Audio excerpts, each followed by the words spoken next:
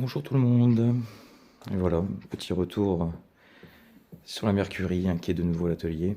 Tout ce qui était échappement, collecteur et THS. Là. Donc on a tout. J'ai sorti les collecteurs d'échappement. Sur une auto qui a plus de 40 ans, enlever des collecteurs, c'est un peu la galère. Donc il y avait déjà eu du bricolage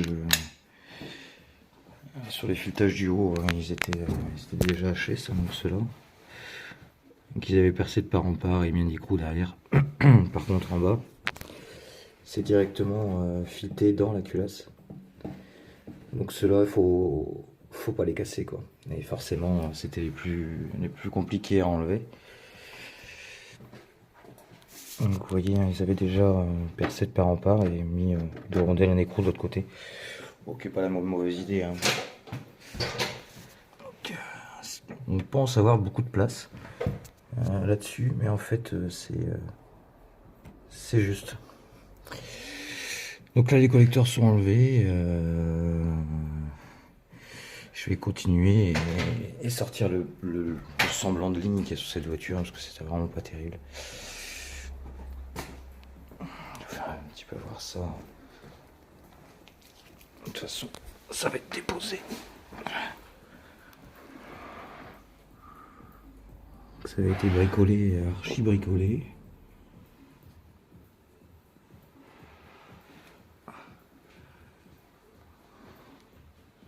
Avec des bouts et des rebouts. Et ça sortait là comme ça en dessous de l'auto, tout droit. Voilà. Donc là, je vais m'atteler à sortir ça et installer cette nouvelle ligne. Donc, par contre, comme c'est une Mercury Monterey S55, il y a eu très peu de modèles. Il y a très peu de pièces aftermarket pour cette voiture. Forcément, on est obligé d'adapter. Hein. Donc c'est un bloc 428 Ford, un 428 FE. Donc j'ai pris une ligne d'échappement de Ford Fairlane. Et on verra bien. Je vais sûrement devoir couper et adapter ça. Bon, voilà, je lui ai fait reprendre. J'ai eu du mal, mais je lui ai fait reprendre une ligne typique avec les sorties d'échappement au cul, hein, et non pas juste devant le pont, quoi. Donc là, ça va repasser au-dessus et ça va descendre bien comme il faut là-bas à l'arrière. Bon, par contre, les petites descentes comme ça, je suis pas très fan. Je préfère quand c'est droit. Bon, on verra ce qu'on fera. Bon, sinon, c'est du bon matos qui a mis pas mal de temps à arriver. Pour les collecteurs, je lui ai fait prendre du Sanderson, qui sont des collecteurs Made in US. Donc là, on est dans du vrai collecteur, pas du truc chinois. Voilà. Donc ces collecteurs ont la particularité d'être usinés à l'américaine. Mais le petit usinage qu'ils font, hein, qui est très... on se demande s'ils font pas ça à la meuleuse. Hein, je pense pas que c'est pris sur une machine-outil. Enfin bref, c'est des collecteurs qui se montent sans joint, mais avec de la pâte. En fait, ils viennent faire un gros cordon de soudure sur la platine. Et ils viennent rectifier tout ça et vous monter à la pâte. Bon, c'est du brut de fonderie, hein, c'est ricain, quoi. Hein.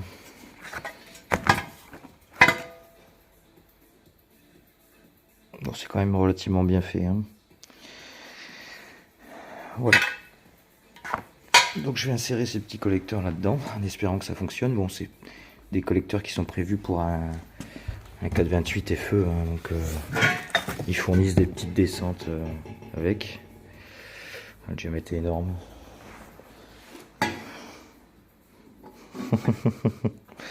On verra bien ce qu'on va faire, comment on va se débrouiller.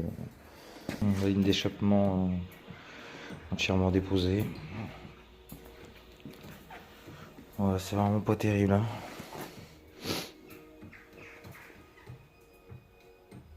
La ligne à l'armoricaine. C'est vraiment pas super. Collecteur tout basique.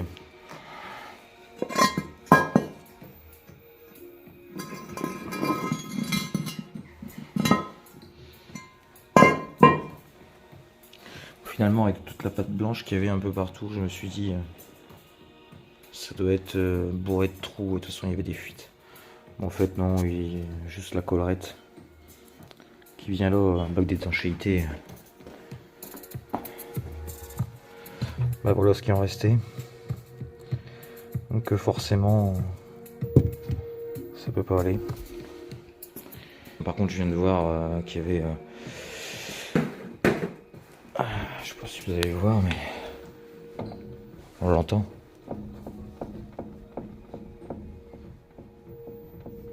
Bon, il y a un jeu de dingue dans les roulements à l'avant, donc je vais signaler au proprio et puis voilà un peu. Maintenant, il va falloir décrasser les plans de joint, tout nettoyer.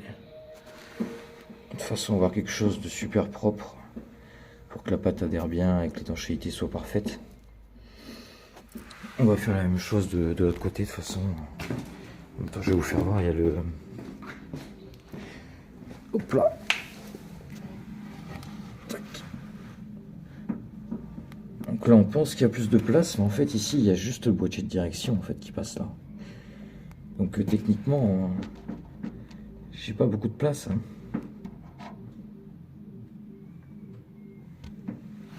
Bon, on va se débrouiller pour faire un truc propre. Hop là. Voilà, on va repartir sur une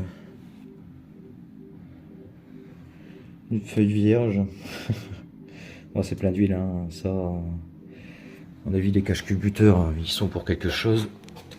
Et ici, même chose. Vous allez l'entendre.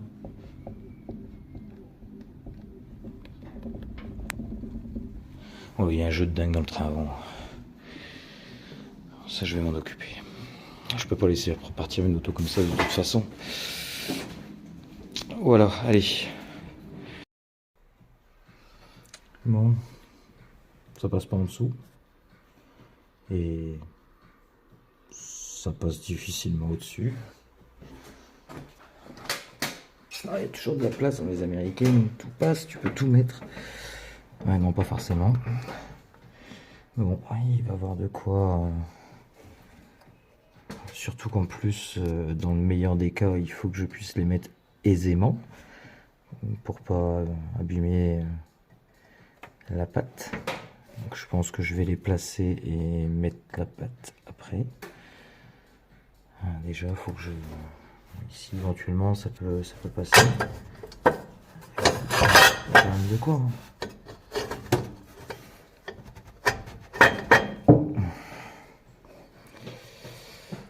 Là, du coup, on part carrément dans la cuisse.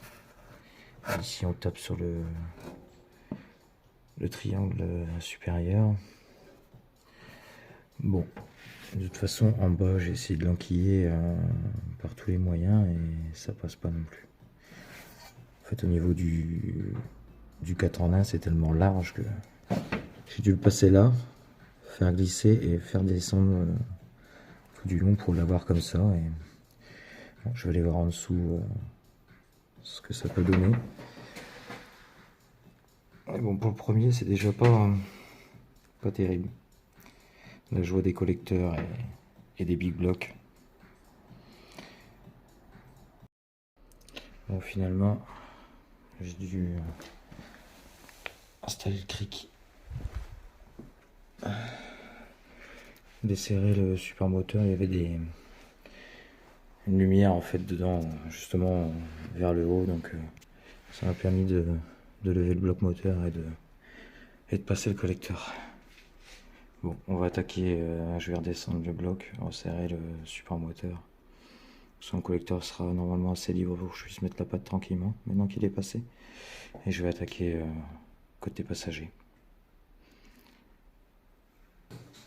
Et ici, comme je le craignais, pas trop de soucis pour le mettre. Par contre, je peux pas le descendre plus bas puisque le solénoïde du démarreur touche dessus. Donc il va falloir que j'installe un mini starter, un mini démarreur.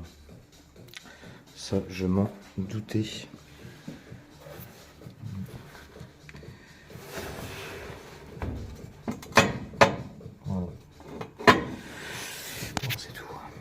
prévenir le propriétaire. Et puis,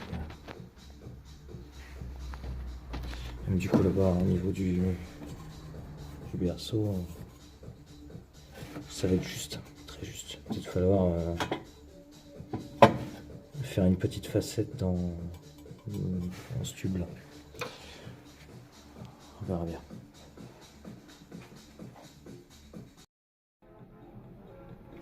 Bon, prêt à installer définitivement le collecteur côté conducteur.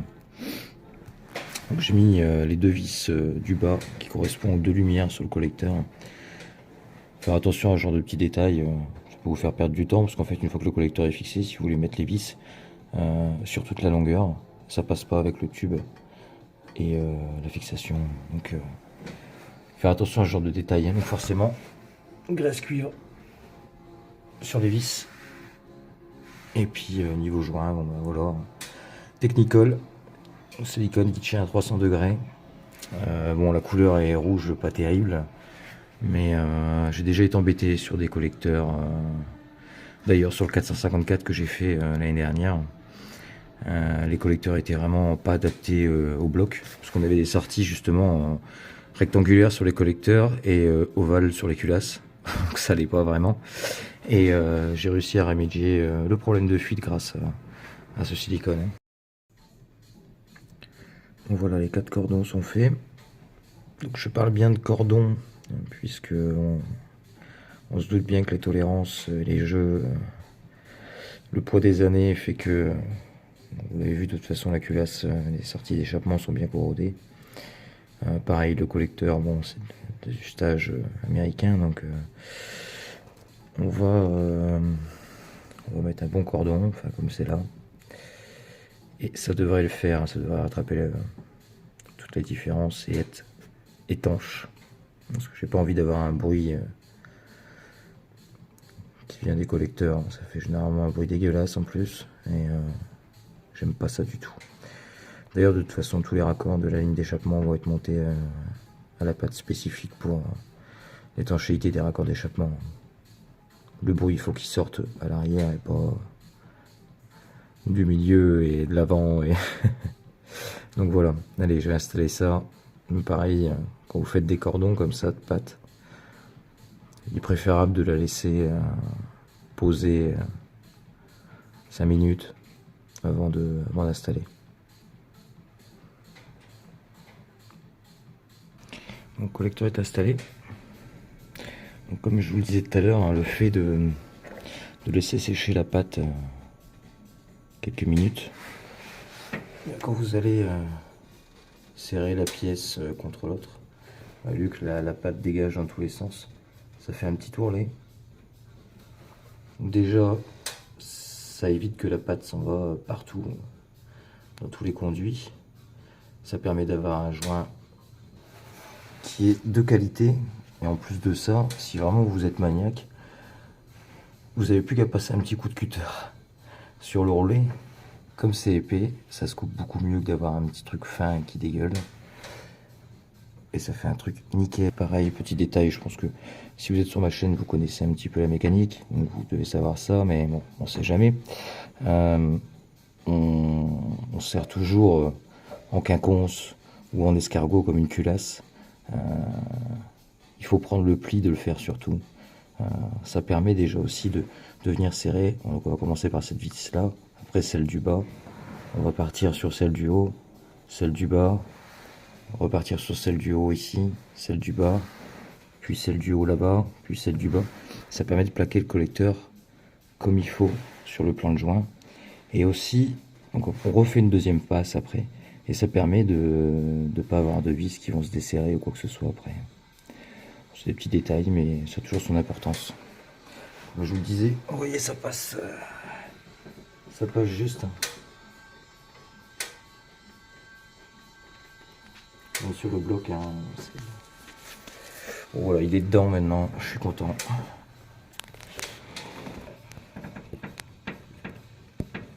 Et puis l'importance aussi d'aller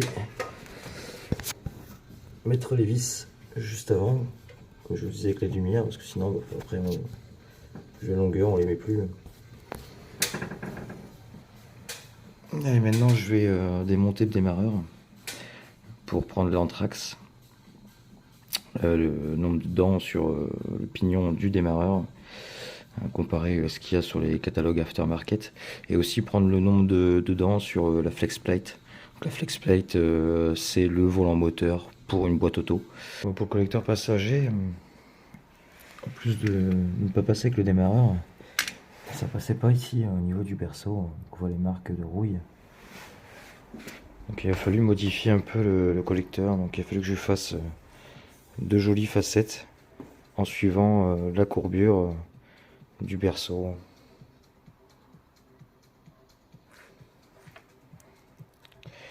J'avais pas le choix, hein, j'étais obligé de faire ça.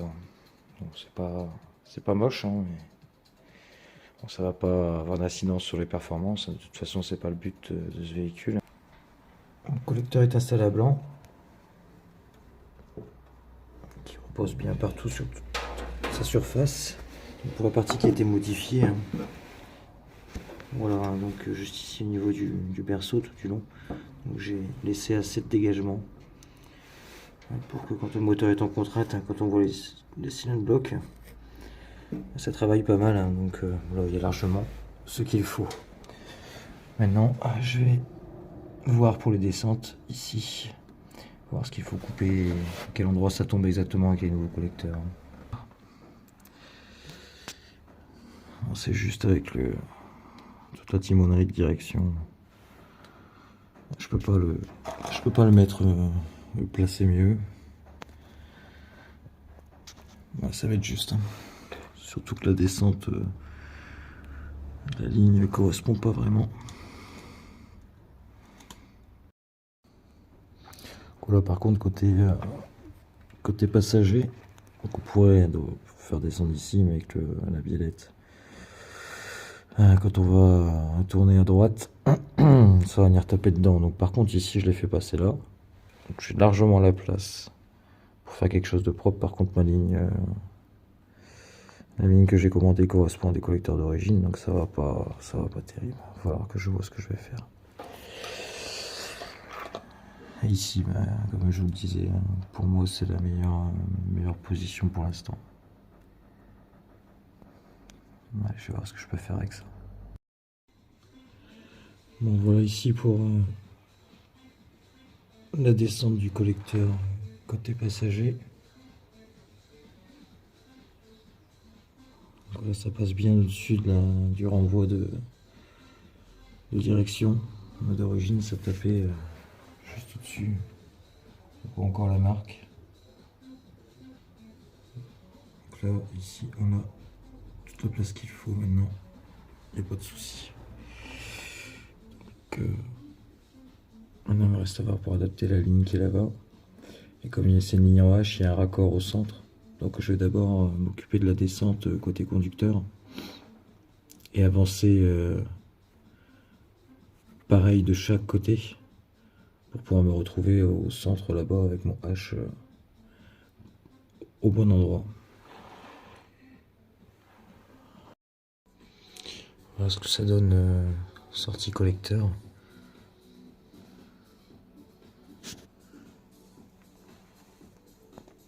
Donc ici, avec le bras de direction, hein, quand on tourne les roues côté gauche, on a encore facilement 2 doigts de jeu, qui est largement ce qu'il faut. Ça passe juste.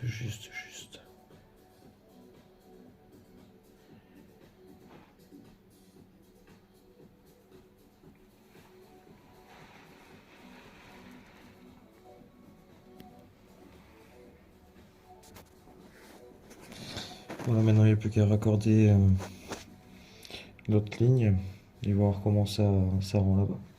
Côté passager, terminé. Les soudures avec un petit coup de flap dessus.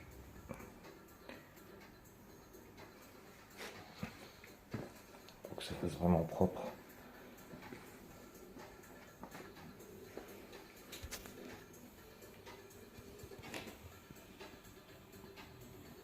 Voilà, il n'y a plus qu'à installer ça et ajuster Le raccordement en H, pointer, redémonter et faire un cordon autour.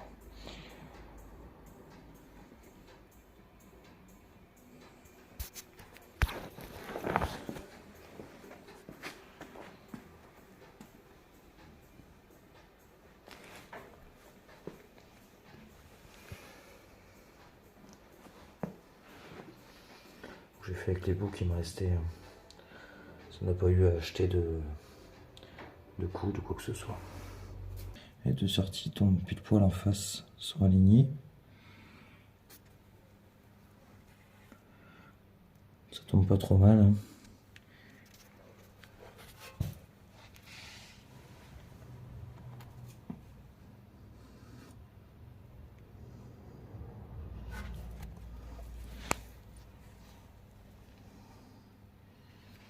Bon, ça touche nulle part. Il y a le jeu qu'il faut partout. C'est parfait. Je vais pointer cette partie-là au milieu. Et ça sera bon. Descente collecteur, raccordement H terminé pour la Mercury. Maintenant je vais pouvoir continuer le reste de l'installation, enfin de l'adaptation de cette ligne de Fairlane sur ce châssis Mercury. Bon, c'est quasiment similaire, hein, juste les gros collecteurs qui vont me poser quelques soucis. Voilà, après avoir fait plusieurs essais de montage, démontage du collecteur, de montage, démontage du démarreur, voilà, il a trouvé sa position, donc il va se trouver comme ça. J'ai de la place ici avec mon collecteur d'échappement, il n'y a pas de souci. Et j'ai de la place ici au niveau dégagement sur le bloc, parce qu'on a l'arrivée plus batterie qui arrive là. Donc voilà, il va se positionner comme ça. À tel point, je vous dis que c'est vraiment exigu. J'ai dû passer la vis avant, parce que sinon je devais tourner le démarreur et il fallait que j'aille taper dans le bloc en fait, parce qu'il y a le bloc moteur qui vient, qui remonte juste derrière. Donc j'ai préféré trouver une autre position intermédiaire, on va dire, et mettre la vis avant. Ça va être un peu embêtant à monter, mais bon, voilà. C'était quand même du boulot entre la pose du démarreur, le démontage du démarreur, l'essai avec les collecteurs, avec la descente. Bon, faut tout voir. Hein. Donc voilà, je vais l'installer ça, je vais faire un essai de démarrage, voir si ça fonctionne. Voilà, j'ai pris l'entre-dents, maintenant que j'ai trouvé la bonne position, j'ai pris l'entre-dents, les jeux, etc. Ça a l'air d'être correct. C'est pas évident à mesurer, mais un peu embêtant. Donc bon, je vais croiser les doigts. Voilà, allez, installation. Montage des collecteurs à blanc. Le démarreur est installé. Cette fois-ci, ça monte parfaitement. De toute façon, je vous ferai une petite vidéo du dessous quand les collecteurs seront montés avec le H-Pip qui est installé. Bon, j'ai fait un petit essai de démarrage. Du coup, j'ai nettoyé un peu tout ce brin de câble qu'il y avait ici pour repasser là. Bon, son câble est vraiment pas terrible, mais je peux pas tout lui changer. Il va falloir que je raccourcis là-bas. C'est monté provisoirement, mais bon, on voit que c'est un démarreur pour moteur haute compression.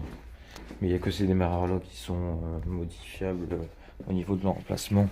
On peut les tourner sur 360 degrés, ce qui m'a permis de pouvoir le monter, parce qu'il n'y a vraiment qu'une position. Hein. Là, pour le coup, je vous dis pas le nombre de montages, démontages. En gros, j'ai monté la platine à blanc. Et après, je me suis amusé à tourner le démarreur, et puis faire des repères. Et puis après, il faut remonter les deux vis au petit bloc press, parce que sinon, c'est risqué. Mais bon, petit coup de démarrage. Ça envoie. Ça envoie. Bon allez, je monte les collecteurs définitivement. Un petit coup de propre dans le faisceau au niveau du solénoïde pour le démarreur.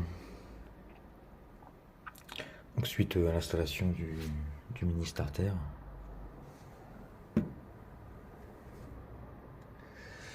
Voilà, donc je vais passer le faisceau plus loin du collecteur. J'ai mis une gaine, une petite fixation, enfin j'ai recyclé ce que je pouvais. Voilà. Donc ici pareil, j'ai enlevé un peu tout le bazar, la batterie. Il y avait un support à la con qui traînait, et un espèce de support au-dessus de la batterie aussi qui traînait. Donc voilà, donc c'est pas super non plus ici. Il y a une espèce de tôle qui était posée. Bon, les soudures sont pas extra. Enfin bref, c'était pas prévu avec le client, mais bon, je suis à côté et comme à mon habitude, je peux pas résister. Il va falloir que je me mette un coup les mains aussi dans le clavage de l'alternateur qui au passage ne fonctionne plus, donc je vais devoir l'ouvrir et regarder ce qui se passe là-dedans. Enfin bref, voilà, donc ici il y avait une espèce de cornière qui traînait avec un support à la con, donc ça c'était sûrement pour, elle a roulé au gaz cette voiture, il y avait le GPL avant dessus. Donc comme pas mal d'américaines ici en France, enfin en Europe. Cette cornière je l'ai coupée en 4 petites cornières et je vais faire le cerclage au niveau de la batterie. J'ai démonté tout ça. Traîner, donc la fameuse cornière que j'ai coupée. On recycle ici. Hein. C'est comme ça qu'on fait plaisir à la planète. Et ça, je pense que c'était l'ancien support de batterie. Ça a été coupé. C'est dommage parce que s'il n'avait pas été coupé, j'aurais pu me débrouiller.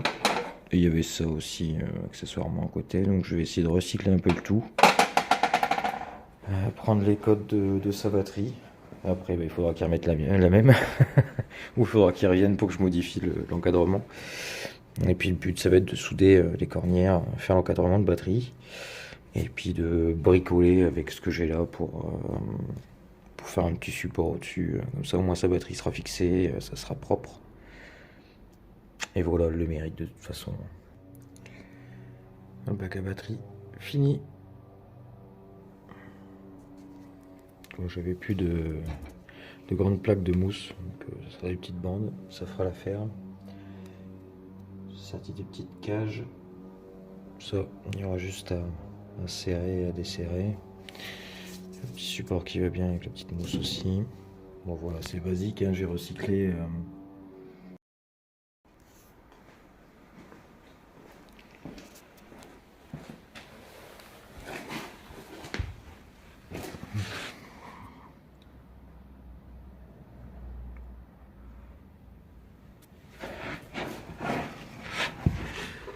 Ici, je vais enlever un peu tout ce qui traînait comme support bricolé. Je vais monter les supports qui avec la ligne. Ça va venir comme ça. Remancher autour d'ici hein, sur le silencieux qui est là. Voilà un peu la ligne, comment elle tombe. Il y a de quoi faire pour l'arrière. Si je veux que la sortie là-bas soit à peu près bien adaptée. Et voilà comment ça tombe.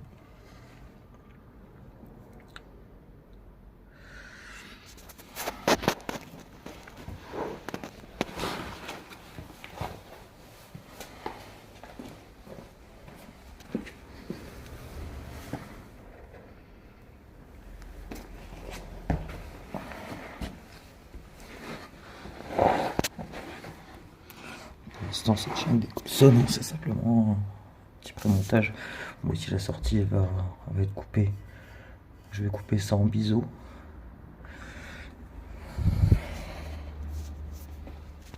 Voilà, si je veux respecter un peu la roue, le passage de roue, le châssis, le réservoir, voilà, je tape dans le pont quoi.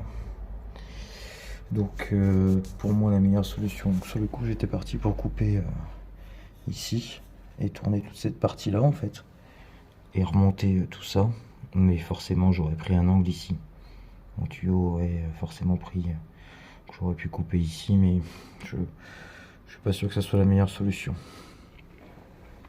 Donc je vais laisser ici comme c'est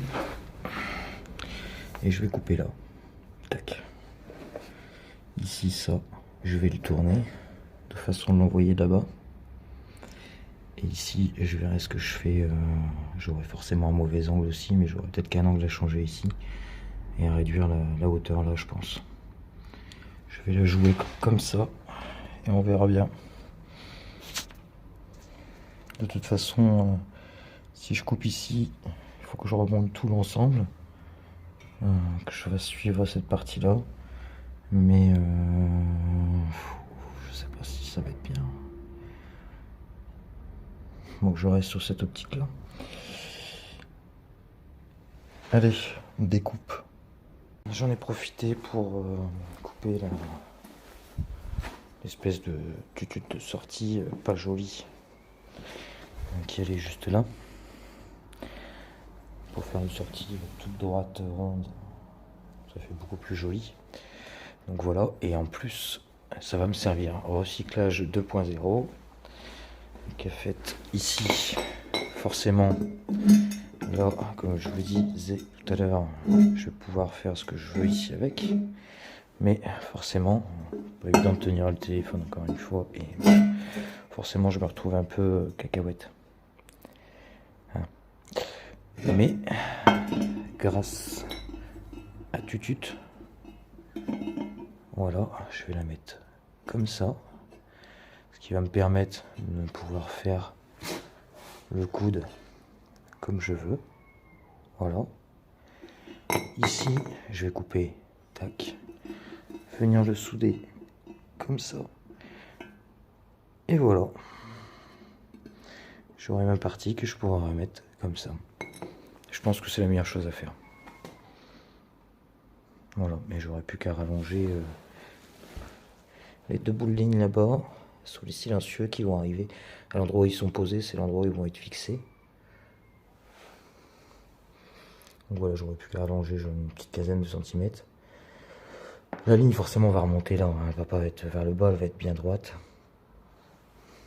Donc, je pense qu'en me débrouillant, du moins pour le côté passager, ça va le faire comme ça. Et je vais réussir à trouver un moyen de faire passer les sorties proprement là-bas pour que ça sorte bien droit et que ça fasse deux jolis tubes de chaque côté.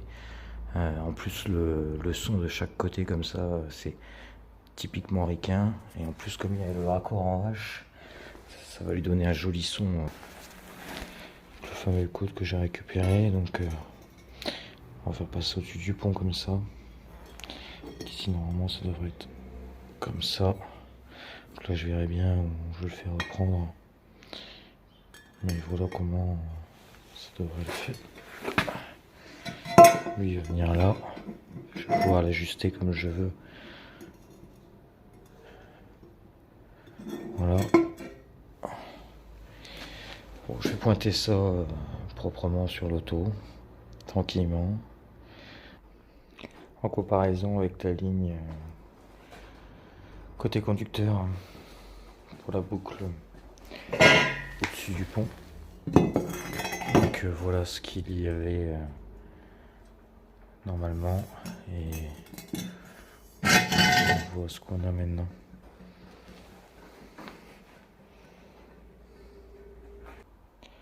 La modification sur la ligne après le H-pipe. Voilà la différence avec le côté conducteur qui n'a pas été modifié, qui n'a pas été rallongé. J'étais à court de tube, donc j'ai récupéré un bout sorti collecteur d'échappement après le collecteur de la ligne d'origine de 1966. Bien nettoyé, un coup de peinture, on verra plus rien. J'ai déjà bien nettoyé la rouille, il y en a encore un petit peu, mais bon, de toute façon, ça me permet de gagner du temps, de finir cette partie-là, de pouvoir la monter vraiment. Il faut que je rachète de la peinture. Et puis comme ça, je peux finir le reste. J'ai découpé l'arrière. Déjà côté conducteur, côté passager, c'est quasiment fini. Et je vais souder ça. La pièce finie.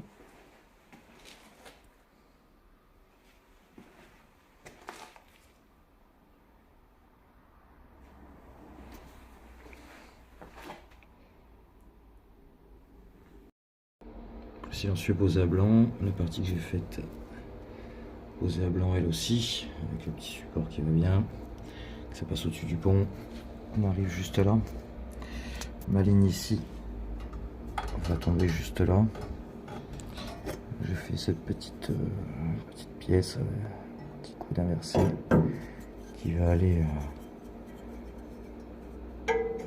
juste là, contourner aussi le réservoir, aller au plus loin. Parce que, et ici, la ligne devra remonter et va se mettre pile poil dedans.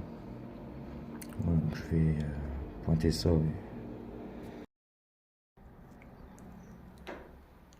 Échappement fini pour la Mercury.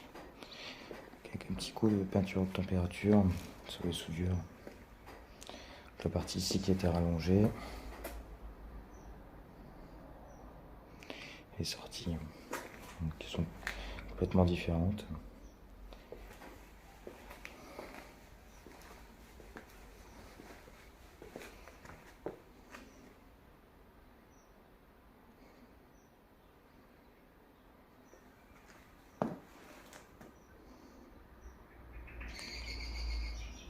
On passe à l'installation maintenant.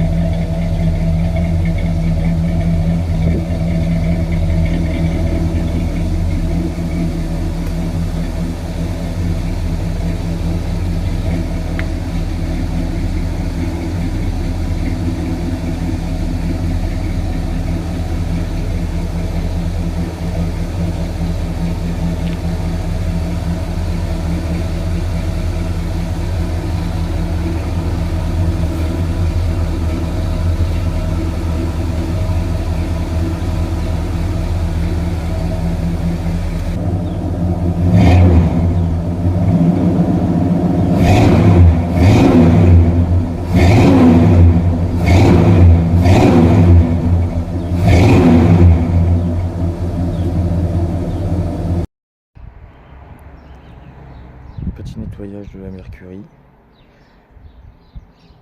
Travaux finis sur l'échappement et autres. Je trouve que ça lui va super bien.